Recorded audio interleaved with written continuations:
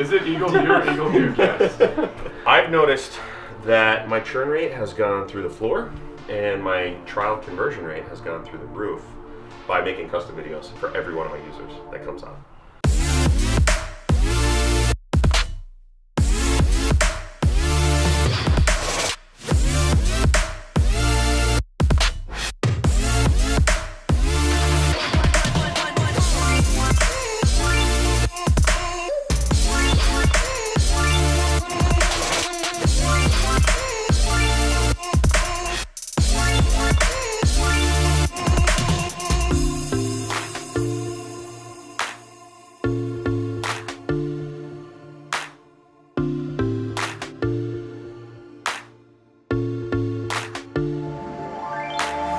I've noticed that my churn rate has gone through the floor and my trial conversion rate has gone through the roof by making custom videos for every one of my users that comes on. I use an app called Bongiorno. It's really cool because it's got Zapier integrations and you can email them. We're trying to find a way to, and this is maybe how you guys can help me, trying to find a way to get them into ManyChat as well so that we can send them on all touch points. A text message, email, and ManyChat, like Facebook message, of me being like, hey, Joe Smith, thanks for signing up for Overgrowth, man. It's awesome. Like when they get a message from me or the founder and it's a personalized message, I actually just say the first name because what I'm trying to do is create a database of all the first names. What is the core result that people are using your software to accomplish? There are certain tools that you need as an Amazon seller. You need to track your keywords, your rankings within, it's a search engine. Influencer marketing is the big one, right? So it automates the process of going out and finding the right influencers in your category and emailing them, creating a relationship, as well as a bunch of other stuff. So we've taken everything that you kind of piecemeal together and we've conglomerated it into one tool. And then we've added influencer marketing that nobody else is doing. Are you helping them measure like their rankings improvement and like all that over time since they started? Yes. So like all those 4 steps when they first get in there, like if they complete all those first steps, can you like baseline it when they first come in and then after they go through the 4 steps? Yeah. With ClickFunnels, if somebody creates, I don't know if you guys have heard this, if somebody creates a custom domain within ClickFunnels, they are, you know this, X amount more likely. Yeah. What is it, Dana? Like they don't leave. They don't leave. Yeah. If Overgrowth, if they create their email, if they set up their email automation, the likelihood of them leaving is like nil. The influencer marketing is like this really attractive, shiny object on the hill. Then once they get in, the whole onboarding process is to get them into the email automation software. One tactic would be obviously like the throwing stones at your enemies. Like, do you realize like most these businesses are only delivering what? And are you saying do that while they're in, or do that before they've joined? Okay. Like bring them in with that type of messaging because, like you've just said, if people transition their email efforts to my software, they're not going to go anywhere. Right. So to me, it would make sense like to bring them in with that being pre-framed with that concept. Like if I that way, I'm buying your software because I'm already sold on the fact that I can get a 25% increase in the deliverability of my emails. So if I've bought your software and invested into your business with that in mind, why would I not transition over to it? Because that's what I'm here for. Right. Pain and pleasure, right? So the pleasure needs to be more than the pain, or you actually push the pain, but you reframe it that it's pain. And I'll give the example. It's a pain to move over from one Amazon Messenger system to another. But you could also say, but the pleasure that it's one thing to say like the copy is already pre-written. It's another thing to say that our copy it's pre-written and it's guaranteed to outperform your current follow-up copy.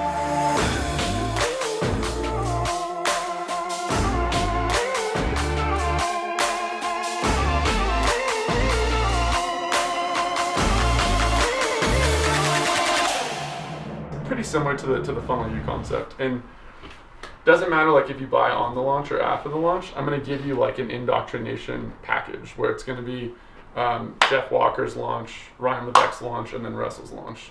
So there's going to be like and then some, kind of probably like a USB card that has like a couple trainings and then like a shirt. Getting like all that stuff sent to you physically, I feel like it's really going to make you feel like you're a part of something. And then what I'm going to do is I'm not going to have a private Facebook group. I want it to be a free Facebook group so that it can be kind of like ClickFunnels where people talk about the content they're consuming in the group, so that people that are in the group trying to learn about launches will then want to buy it because they're just hearing like results, all the kind of golden nuggets in it. You know, there's probably been at least 5,000, maybe even more people that have purchased ClickFunnels just from seeing people post like screenshots and revenue numbers in that group, right? So I kind of want to have that same concept. If you have the ascension ladder in and you understand your numbers along the ladder and you know those numbers, like you know your business, right? If So you don't know your numbers, you don't know your business. And I agree with Dana. Is it a cash grab then to throw that as a one-time offer, though? Because then they're... Well, what I've been able to do, I have 3 communities that are at $97 price point. And what I've been able to do is, as I articulated my value ladder and I really knew the numbers and I studied them along the way, I started at 197. I dropped it down to 97 to get more people in. Exactly. So that I could, and now we have, over 3,000 members more. Should we talk about your value ladder? Because Yeah. Because you really get, you get as many shots, but if you're putting all this effort in a launch, there should be something thought out. Have you thought about doing just a high-level mastermind at your brewery? So basically, I just did an ask campaign. So I took the top 10 launchers in my other mastermind, and I just did an ask campaign with them. And I did this pretty extensive like one-on-one interview with them.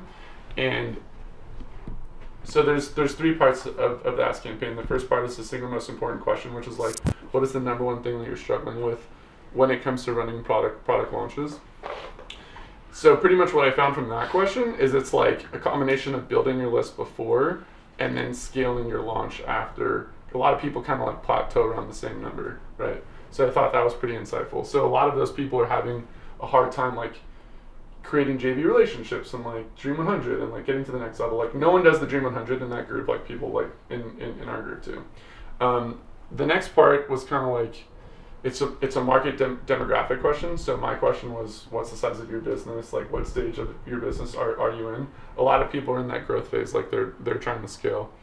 I think like 80% of the people were. Then the final question is the product demand question, which is, hey, if this product was on the market today, which of the following would you most likely want to buy?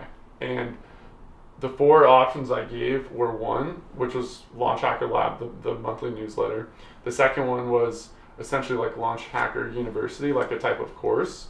The third one was a FAT event type thing, where it's like, hey, you'll learn how to create a webinar in a weekend and get your webinar up and your webinar funnel launched in like a weekend thing. Called Space Camp. Yeah, exactly. So like a weekend workshop. And then the 4th one was a mastermind group. So I think like 60 or 70% of the group said they wanted the newsletter, which is why I'm launching it first. What I've seen is that there's a lot of people like in Inner Circle that do the perfect webinar and kill it in that are interested in doing the launch. And then there's a lot of people like in the Launch Lab community that are only doing launches that are now interested in the evergreen, what do I do in between launches? Oh, perfect webinar. The launch videos are for cold traffic to get them warm. The perfect webinar is for warm traffic to get them to buy. Right. That's it. People try the perfect webinar in cold traffic and it doesn't work very well. Right. People try to launch without a perfect webinar, it doesn't sell very well. That's the difference between That's 1 it. and 2% conversion and your 8 to 12% Exactly. conversion. Yes. Yeah. It is like tough to sell. Like you don't have a warm market, so you're going to cold, right? You're starting with no list, no nothing. You're going to go to a cold market and try and sign them up to a monthly subscription at $100 a month. That's not a software. It's based on your expertise and knowledge to deliver the result. You're like the launching out, like the breakdown, right? Everything you're doing, like. Have you not do you think that what does anyone else think? I do that, and I squash that by giving a free trial or $1. So I'm doing. That's not what he's. But I'm gonna do the so. Isn't that what Rachel's doing? Like a continuity? But what I'm doing though, with the Dean, dollar it's the trial. free plus shipping swipe file. Oh, so there is something in front of 97. Oh, right. Well, I didn't realize that. That's what I'm. So that's what I just established is that I'm going to take the swipe file, which is content I already have. Oh, that's what I didn't realize. So you're going to upsell the 97. Free plus shipping, and then so for the next 30 days, I'm going to build my list with that free plus shipping offer. See, that's what so I didn't content, realize. So that lead magnet to that free plus shipping, that's and then that's what I was going to say. Everyone that's the package free. some of that up as a free plus shipping, then upsell well, this is just one of the things we could be sending this every month. Like that, exactly. That's what I see as the fun. That's the whole like position. that. Yeah. Like if you liked the swipe file information, you're gonna love on the teach on this free launch workshop. Yeah. And then the launch workshop is like, hey, a lot of you have been telling me you want more of this.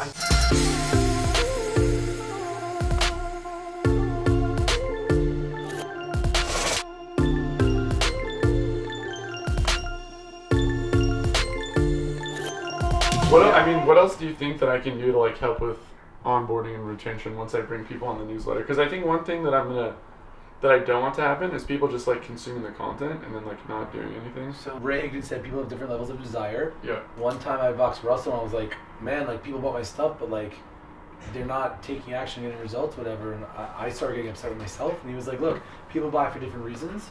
So some people are just going to buy because they will never take action. Ever. Right. But it's just like they're like ordering Sports Illustrated. That is their version of taking action. They're just enjoying the newsletter by reading it. It makes them feel like part of something. If they get your newsletter every month for a year and do one launch in that year with one of the tips, that's going to pay for the next 5 years of your newsletter 10 times over. Yep. So like you can't worry too much about the consumption with a newsletter because I mean Kern's newsletter, I get Brunson's one. Yeah. Like I don't action it all every time, but I save it because it's also that thing where you're like, oh, I see the value in that. Yep. I'm going to come back and use that when I need to.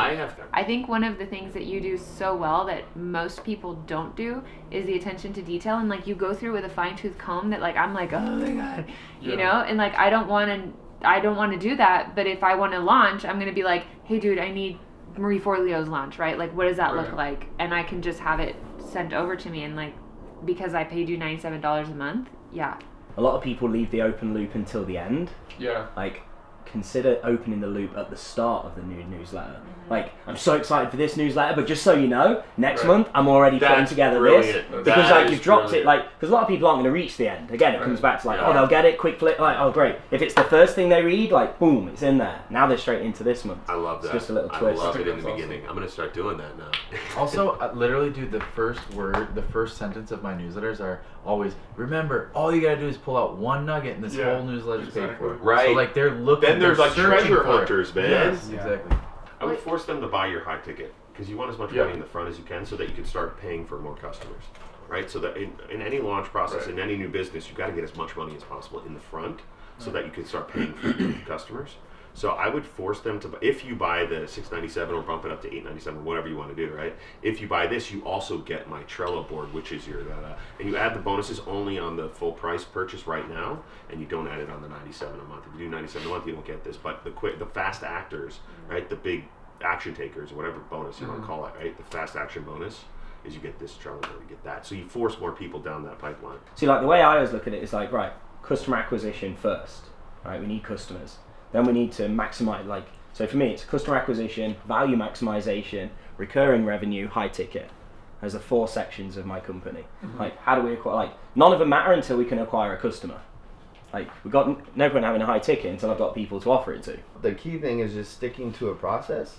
And if you can just stick to the process, then you implement little things in your process, they will be successful. I will say, though, with the caveat, though, I think it's important to map it out ahead of time so that as you're building, then you know where you're going. Definitely. All roads lead. Definitely. Coming back to like what my point was a minute ago, I think the way that you're going to get the most out of this time now and go back with the clarity is like Dana says, like you do need to understand your funnel and where it's going. So I think like just roughly now, if you didn't do it already, I think you maybe did, like draw out that funnel, like so you've got the free plus ship, you know you're going to do a free plus shipping, you know you're going to do the membership upsell with the yearly option, and then like what are those next few steps in the funnel, and then take those next few steps in the funnel, drop them in the wish list bin, and then let's like help you get clear on that customer acquisition and value, like to sell the newsletter, right?